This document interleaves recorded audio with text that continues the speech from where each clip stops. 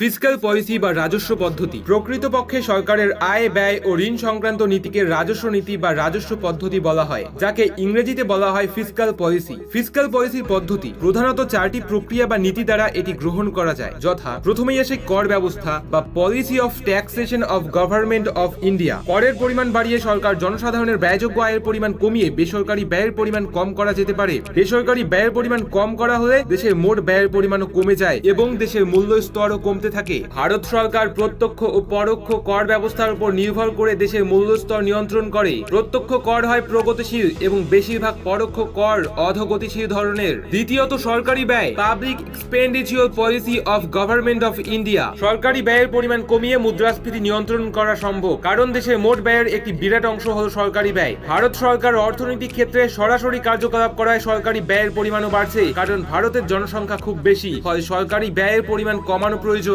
তৃতীয়ত আসে সরকারি ঋণ policy of deficit financing of government of India. সরকার দেশের জনসাধারণের কাছ থেকে ঋণ গ্রহণ করে মুদ্রাস্ফীতি নিয়ন্ত্রণ করতে পারে। যারা এই ঋণপত্র কেনে তাদের ঋণপত্রের বিনিময়ে সরকারকে অর্থ দিতে হয়, যার ফলে দেশের জনসাধারণের হাতে অর্থের পরিমাণ কমে যায়। তার ফলে দেশের মোট ব্যয়ের পরিমাণও কমে যায়। ভারত যেহেতু গরিব দেশ, তাই কর প্রদানকারী জনসংখ্যা মোটের তুলনায় অনেক কম, তাই সরকারি ঋণ আদায় ভারত সরকারের রাজস্ব নীতির একটি অন্যতম প্রধান হাতিয়ার। চতুর্থত আসে ঘাটতি বাজেট পাবলিক ডেপ্ট policy of government of India. সরকারি বাজেটে ঘাটতি দেখা দিলে, অর্থাৎ আয়ের তুলনায় ব্যয়ের পরিমাণ বেশি হলে দেশের নতুন মূলধন বিনিয়োগের অবস্থা সৃষ্টি হয়, যা মুদ্রাস্ফীতি নিয়ন্ত্রণ করে। বর্তমানে ভারত সরকার ঘাটতি বাজেট পেশ করার ফলে কেন্দ্রীয় ব্যাংক থেকে ঋণ নিতে পারে, যা অর্থনীতিকে চাঙ্গা করে তোলে। তো এতক্ষণ আমরা জানলাম ফিসক্যাল পলিসির চারটি পদ্ধতি নিয়ে। প্রথমেই আসে কর ব্যবস্থা, দ্বিতীয়ত সরকারি ব্যয়, তৃতীয়ত সরকারি ঋণ এবং চতুর্থত ঘাটতি বাজেট। এবার আমরা আলোচনা করব রাজস্ব পদ্ধতির প্রকারভেদ নিয়ে। Types of fiscal policy. মূলত তিন প্রকার রাজস্ব পদ্ধতি দেখা যায়, যেমন সংকোচনমূলক রাজস্ব নীতি বা কন্ট্রাকশনারি ফিসক্যাল পলিসি। যখন সরকার করের পরিমাণ বাড়ায়, অর্থাৎ ব্যয়যোগ্য অর্থ সাধারণ মানুষের হাতে কমিয়ে দেয়, তখন তাকে সংকোচনমূলক রাজস্ব নীতি বলে। সরকার মূলত অর্থনৈতিক কার্যকলাপ নিয়ন্ত্রণ বা মুদ্রাস্ফীতি নিয়ন্ত্রণের জন্য এরূপ নীতি নিয়ে থাকে।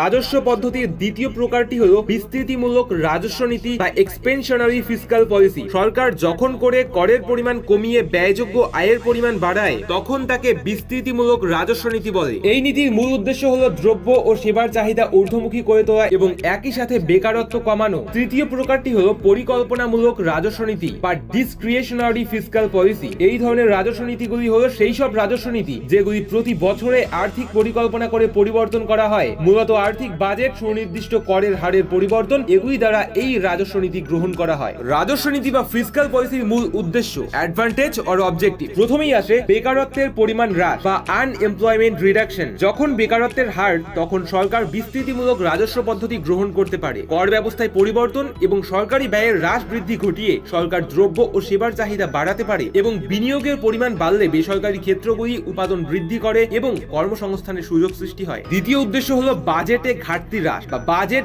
Deficit reduction. যখন আয়ের থেকে ব্যয়ের পরিমাণ বেশি হয়, তখন একটি দেশের আর্থিক বাজেটে ঘাটতি দেখা যায়। এই অবস্থায় সরকার ঋণ গ্রহণ করতে থাকে এবং সংকোচনমূলক আর্থিক রাজস্ব নীতি গ্রহণ করতে পারে। এর ফলে ব্যয় কমানো ও করের হার বাড়িয়ে সরকার নিজের আয় বৃদ্ধি করে। তৃতীয় মূল উদ্দেশ্য হলো অর্থনৈতিক বৃদ্ধি বা ইকোনমিক গ্রোথ ইনক্রিজ। সবকটি রাজস্ব নীতির মূল উদ্দেশ্য হলো দেশের অর্থনৈতিক বৃদ্ধি বা প্রগতিকে সুনিশ্চিত করা। ফিসক্যাল পলিসি বা রাজস্ব নীতির অনেকগুলো অ্যাডভান্টেজ থাকলেও এর কিছু ডিসঅ্যাডভান্টেজ বা সীমাবদ্ধতা রয়েছে। যেমন একটি সীমাবদ্ধতা হলো রাজস্ব নীতির মধ্যে দ্বন্দ্ব বা কনফ্লিক্ট অফ অবজেক্ট। যখন একটি দেশ একসাথে সংকোচনমূলক এবং প্রসারমূলক রাজস্ব নীতি গ্রহণ করে, তখন অর্থনীতির উপাদানগুলির মধ্যে এক দ্বন্দ্বের সৃষ্টি হয়। যখন সরকার নিজের ব্যয় বাড়ানোর উদ্দেশ্যে বেশি অর্থ ব্যয় করতে চায় এবং সরাসরি জনসাধারণের কাছে নিজের বস্তু বিক্রি করতে চায়, তখন মূলত কিছু নির্দিষ্ট ব্যবসায়ী বা পুঁজিপতিরাই সেগুলো কিনে থাকে। মিশিগান ইনস্টিটিউট অফ টেকনোলজি এর মতে, বেসরকারি ক্ষেত্রগুলি তাদের সমস্ত পুঁজি কখনোই বিনিয়োগ করে না, ফলে অর্থনীতি কিছুটা ধীর গতিতে বৃদ্ধি হয়। তৃতীয় ডিসঅ্যাডভান্টেজটি হলো প্রয়োগগত জটিলতা বা ইনফ্লেক্সিবিলিটি। সাধারণত রাজস্ব নীতিগুলি প্রয়োগ করতে সর্বস্তরে অনেকটা সময় সাপেক্ষ, কারণ কোনো একটি নীতি প্রয়োগ করার আগে